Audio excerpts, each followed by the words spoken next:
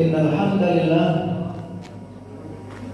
nahmaduhu wa nasta'inuhu wa nastaghfiruh wa na'udzu billahi min shururi anfusina wa min sayyiati a'malina.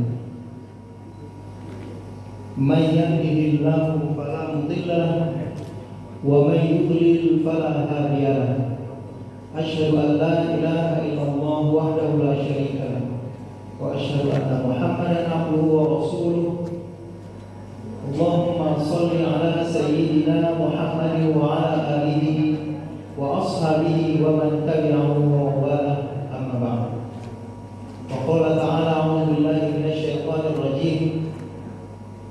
Ya ayyuhalladzina amanu taqullaha wa dharu ma baqiya minal riba in kuntum mu'minin. Fa in lam taf'alu fa'zanu biharbin minallahi wa rasulih. Wa in tubtum falakum ru'usu amwalikum la tazlimuna wa la tuzlamun. Shadaqallahul azim.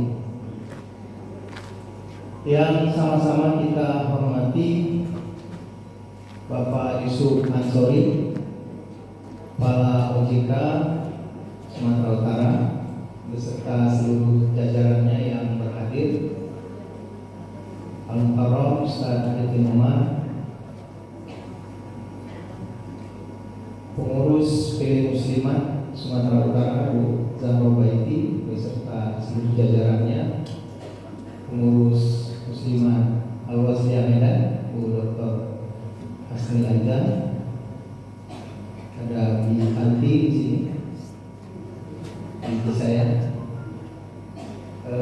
ibu-ibu, bapak-bapak yang dimuliakan Allah. Tadi sudah saya bacakan ayat yang menyatakan tentang pernyataan perang Allah dan Rasulnya kepada pelaku riba. Hai orang-orang yang beriman, bertakwalah kepada Allah dan tinggalkan sisa-sisa riba jika kamu orang beriman. Ba'ilam taf'alu, kalau tak mau meninggalkan sisa-sisa riba itu, maka umumkan Allah dan Rasul akan memarahi orang-orang. Ini bukan sesuatu yang main-main. Mungkin itulah sebabnya tadi kalau cerita Bu Zahra ya, ekonomi umat saat ini, walaupun umat Islam itu banyak, mayoritas, tapi ekonominya marginal, sehingga bangsa ini pun ikut-ikut, negara ini pun ikut-ikut menjadi lemah. Kenapa? Karena umat Islam itu mayoritas. Kalau sebahagian besar dari rakyat Indonesia ini lemah, pastilah Indonesia lemah. Sebaliknya, kalau umat Islam yang banyak ini kuat, maka pasti negara ini menjadi kuat. Nah, sekarang yang terjadi adalah kelompok kecil yang kuat, kelompok Tionghoa, Cina, ekonomi mereka yang kuat. Tapi sekuat apapun mereka, karena mereka kecil, mereka tidak mampu memikul umat Islam yang besar.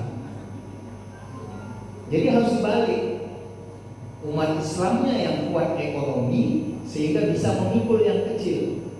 Apalagi mereka sudah kaya. Jadi umat Islamnya kaya cukup, lalu yang minoritasnya pun kaya, selesailah urusan ekonomi Indonesia.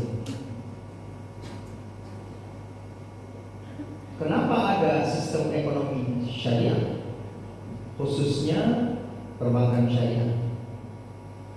Berarti selama ini kita menggunakan yang bukan syariah. Nah, ini yang harus kita kembalikan kepada manhaj yang benar, yang insya Allah itu semua akan mengurai masalah-masalah ekonomi kita. Kalau umat Islam sampai menggadai akidahnya, memang dijelaskan masalah ekonomi ini masalah yang penting. Kadal faqru ayyakunal kufra. Jadi kefakiran itu sedikit lagi sampai kepada kekufuran. Jadi maka kita harus bangkit. Caranya sudah disiapkan oleh pemerintah. Negara ini sudah menyiapkan. Sudah lahir undang-undang perbankan syariah. Saya nggak mau nanya sama ibu suruh, apalagi suruh tunjuk tangan. Apakah semua sudah mengelola uangnya di perbankan syariah? Saya takut nanti sedikit yang tunjuk tangan. Tapi sesudah acara ini, harapan saya semuanya harus punya rekening bank syariah. Sesudah acara ini, nanti mungkin ketemu lagi kita beberapa bulan, saya akan berani nanya, apakah semua sudah punya rekening bank syariah? Nah, tapi nanti 3 bulan lagi. Kalau sekarang nggak usah tunjuk tangan dulu, kan? Tadi disebut Pak Yusuf Ansori, bagaimana ternyata dalam suasana pandemi ini pertumbuhan perbankan syariah itu lebih tinggi dari pertumbuhan bank konvensional. Tadi ada prinsip keadilan, ya, ada prinsip gotong royong di konsep perbankan syariah, yang itu tidak ada di perbankan konvensional. Kalau di perbankan konvensional itu apapun yang terjadi, pemilik dana harus dapat bunga. Apapun yang terjadi. Tapi kalau di perbankan syariah, dia ada prinsip kebersamaan, keadilan. Jadi profit and risk share. Jadi prinsipnya bagi hasil, untung dibagi, resiko juga dibagi. Jadi nggak mau untung saja. Itu teori Islam. Tapi kalau teori konvensional, time, value of money. Jadi uang itu dia nilainya sesuai dengan waktu. Pokoknya kalau waktu berjalan, uang harus bertambah. Makanya besok matahari terbit, uang di bank konvensional harus berbunga. Sementara dalam Islam bagi hasil. Besok apa yang terjadi tergantung hasilnya. Kalau ada hasilnya dibagi. Kalau nggak ada hasilnya nggak ada yang dibagi. Kalau rugi ditanggung bersama. Walaupun belum ada Pak Yusuf bank syariah berbagi rugi, belum ada ya. Belum ada sampai sekarang. Sejak Bank Muamalah berdiri tahun 1992.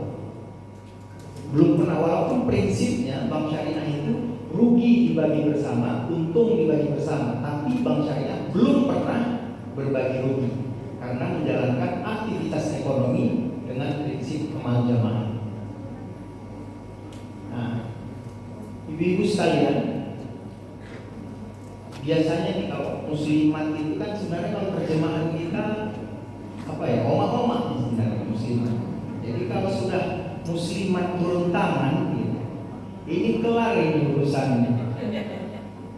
Perbankan syariah ini, kalau sudah oma-oma mau turun tangan, kalau muslimat sudah mau turun tangan, ada perbaikan di sini, insya Allah kelar ini masalah ekonomi kita.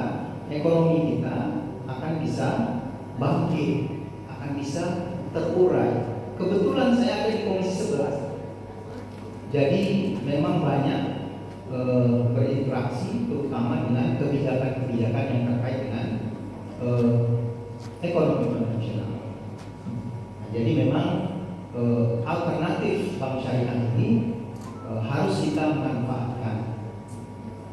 Kalau pangsa pasarnya, ibu-ibu sekalian, sampai sekarang baru 6,5%. Jadi kalau ada yang kue uang yang ada di perbankan nasional, kue yang besar itu 6,5% itu bank syariah.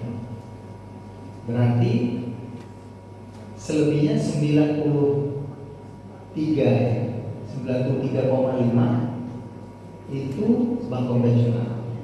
Maka posisi kita umat Islam seakan-akan masih bermusuh-musuhan dengan Allah dan Rasul. Kenapa? Karena riba sistem riba masih berjalan. Dan kita tidak bisa menyalahkan mereka. Itu urusan mereka. Urusan kita adalah bagaimana kita menjalankan prinsip-prinsip kita.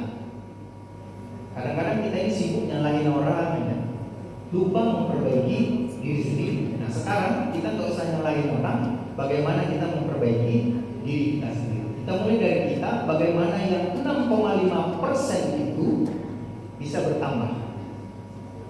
Dulu waktu saya tahun 2004 terakhir jadi Direktur BPR Syariah Al-Wasliyah, pangsa pasar perbankan syariah itu tahun 2004 Pak Yusuf baru 1%. Jadi bayangkan 2004 sekarang 2022 naiknya dari 1% ke 6,5%. Seandainya di tahun 2004 kita ketemu seperti ini, barangkali lebih dari 6,5%. Tapi ketemunya baru sekarang. Mungkin nanti hasilnya akan tahu 2-3 tahun ke depan. Kita akan tularkan, semua harus punya mengelola keuangannya di sistem keuangan syariah. Ya kita tidak menyalahkan juga masyarakat, karena ternyata hasil survei di OJK Pak Yusuf ya, tahun 2021 literasi masyarakat terkait keuangan syariah ini ternyata belum sampai 10%. Literasi itu maksudnya pemahaman. Nanti kalau ditanya nih, apa itu bank syariah? Nggak tahu, nggak paham gitu apa itu bank syariah. Kan sekarang ada bank syariah, ada bank konvensional, ada BRI dulu, ada BRI biasa, ada BRI syariah. Sama aja itu Ustaz. Kenapa? Karena tidak paham. Karena ternyata masyarakat Indonesia ini yang paham tentang itu tidak sampai 10% hasil survei. Kalau bank konvensional itu sudah 70%. Jadi lebih banyak ya. Orang tahu tentang bank konvensional, tapi tentang bank syariah cuma 10%.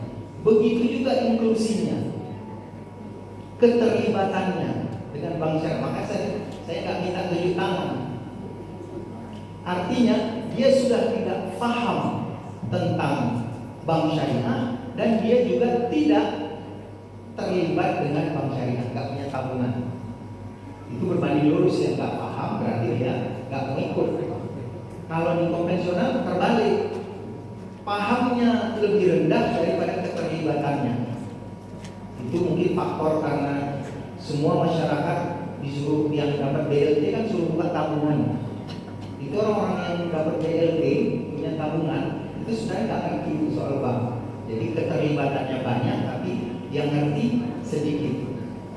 Ini adalah wasilah buat kita untuk meningkatkan orang-orang yang paham tentang perbankan syariah. Karena dengan menjalankan ini nanti harapan kita, kehidupan kita, bangsa kita ini mendapat keberkahan dari Allah Subhanahu wa taala. Walau anna ahlal qura amanu wattaqu la fatahna 'alaihim barakatin minas sama'i wal ardh. Walakin kadzabu fa akhadnahum bima kanu yaksibun.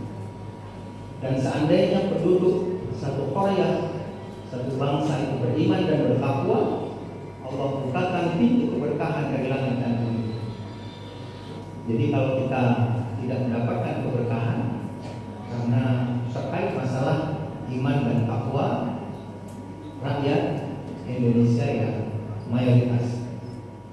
Dan kalau kita tidak mendapatkan keberkahan, maka yang terbuka adalah pintu hukuman dari Allah Subhanahu wa taala. Hukuman ekonomi umat Islam dalam keadaan marginal.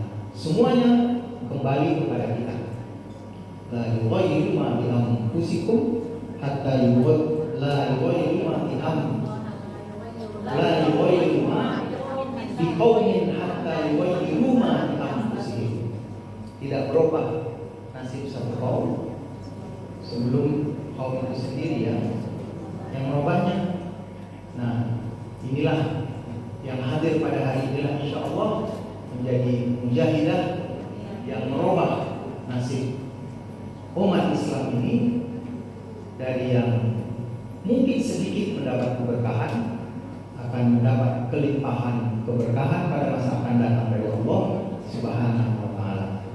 Terakhir, terima kasih yang sebesar-besarnya kepada Pak Yusuf Ansori OJK yang telah memberikan bantuan moral material terhadap berjalannya acara ini. Insya Allah acara-acara ke depan akan kita kemas dengan lebih baik lagi dan memberi manfaat yang sebesar-besarnya buat kemajuan bangsa dan negara Republik Indonesia. Billahi taufiq wal hidayah. Assalamualaikum warahmatullahi wabarakatuh.